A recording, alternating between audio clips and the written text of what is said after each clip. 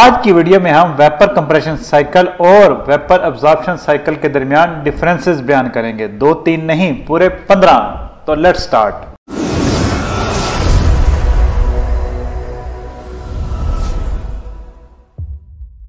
पहला जो डिफरेंस है बेटा वेपर कंप्रेशन साइकिल और वेपर एब्जॉर्प्शन साइकिल में, वो ये है कि वेपर कंप्रेशन साइकिल बहुत ही कम्पैक्ट और इसमें मुख्तसर सही कंपोनेंट्स हैं, जबकि वेपर एब्जॉर्प्शन साइकिल एक कम्प्लेक्स और एक पूरा आइलैंड टाइप स्ट्रक्चर है।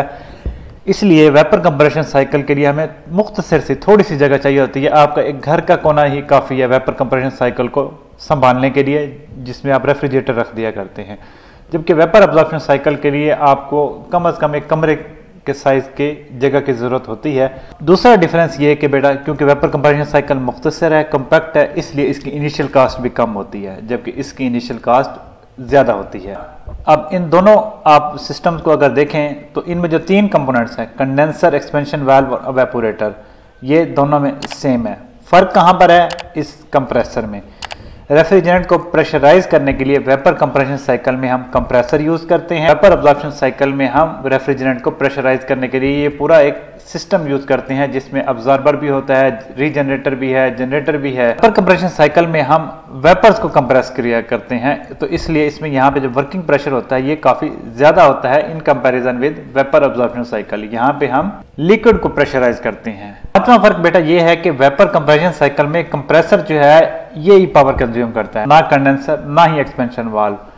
सिर्फ और सिर्फ कंप्रेसर कोई आपने इनपुट पावर देनी होती है जो आप इलेक्ट्रिकल पावर प्रोवाइड किया करते हैं, जबकि वेपर एब्जॉर्प्शन साइकिल में पंप जो है ये पावर कंज्यूमिंग डिवाइस होता है जो रेफ्रिजरेंट एब्जॉर्बेंट सोल्यूशन को प्रेशराइज करता है टिल हाई प्रेशर।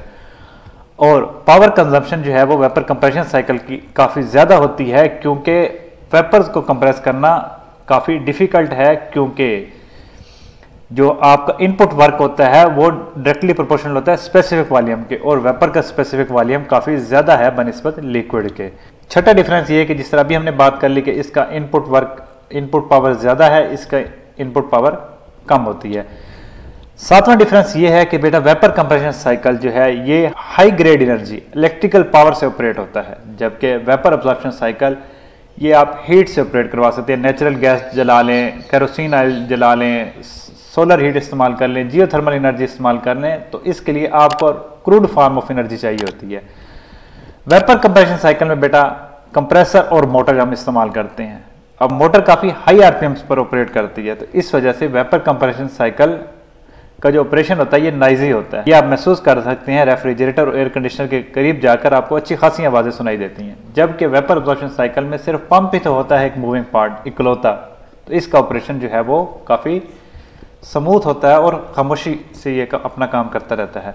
हमारा डिफरेंस बेटा ये है कि वेपर कंप्रेशन साइकिल में मोटर कंप्रेसर को ऑपरेट करवा रही होती है, हाई आरपीएम के ऊपर नॉइस इन्वॉल्व होता है, वाइब्रेशन इन्वॉल्व होती है, तो इसलिए कंप्रेसर मोटर असेंबली के लिए हमें एक फाउंडेशन रिक्वायर्ड होती है ताकि ये सिस्टम स्मूथली ऑपरेट करता रहे।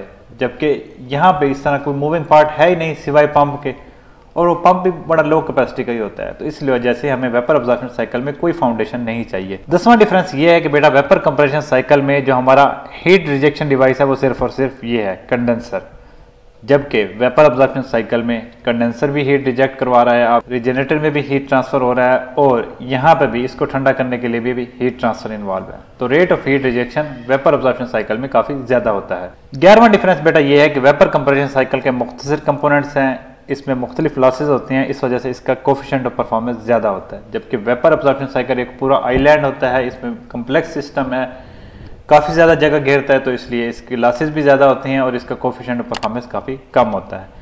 12वां डिफरेंस अगर बात करें तो यहाँ पे हम रेफ्रिजरेंट यूज़ करते हैं R134A, R410A, और ये दोनों रेफ्रिजरेंट काफ़ी एक्सपेंसिव होते हैं। वेपर एब्जॉर्प्शन साइकिल में बेटा हम रेफ्रिजरेंट यूज़ करते हैं अमोनिया, वाटर, और ये बहुत ही ईजिली अवेलेबल है और ये इकोनॉमिकल भी बहुत ज़्यादा होते हैं। इसलिए डोमेस्टिक रेफ्रिजरेटर और एसी में अगर आपको गैस चेंज करवानी पड़ जाए तो आपका अच्छा खासा खर्चा होता है, और यहाँ पे ये काम तकरीबन मुफ्त में ही हो जाता है। डिफरेंस बेटा ये है कि वेपर कंप्रेशन साइकिल बहुत ज़्यादा आम साइकिल है, आपके घर में रेफ्रिजरेटर में एयर कंडीशनर में बेतहाशा इस्तेमाल हो रहा था, इसलिए इसकी ट्रबल शूटिंग आसान है, इसकी मेंटेनेंस आसान है, आपको स्टाफ आराम से मिल जाता है, जबकि ये इतना पॉपुलर नहीं है, तो इस वजह से इसकी सर्विस भी मुश्किल है और ये इसके ट्रबल शूटिंग भी टाइम लेती है, इसके एक्सपर्ट्स आपको कम ही मिलते हैं। वेपर कंप्रेशन साइकिल में एवेपोरेटर के बाद लिक्विड का एक कतरा भी बाकी नहीं रहना चाहिए। अगर ये रहा तो ये कंप्रेसर को नुकसान पहुंचाएगा, जबकि यहाँ पे कोई मसला ही नहीं है किसी कंपोनेंट को भी, चाहे लिक्विड कम हो या ज्यादा हो। Last but not the least difference, vapour compression cycle बेटा जो है ये लोड वेरिएशंस के अगेंस्ट बड़ा सेंसिटिव है। हाई लोड्स पर तो ये अच्छा परफॉर्म करता है, लेकिन लो लोड्स पर भी ये उतनी ही पावर ले रहा होता है जितनी हाई लोड पर लेता है। तो इसका जो है ये पार्ट लोड के ऊपर इसकी इफेक्टिवनेस कम हो जाती है, जबकि वेपर अब्जॉर्प्शन साइकिल जो होता है ये इक्वली एफिशिएंट है at part load as well as full load. तो इस तरह मैंने यहाँ पे वेपर कंप्रेशन साइकिल और वेपर अब्जॉर्प्शन साइकिल का आपको डिफरेंस समझाने की कोशिश की। अगर किसी किस्म का कोई क्वेश्चन है तो please ask, I am available for you. Thank you, good bye.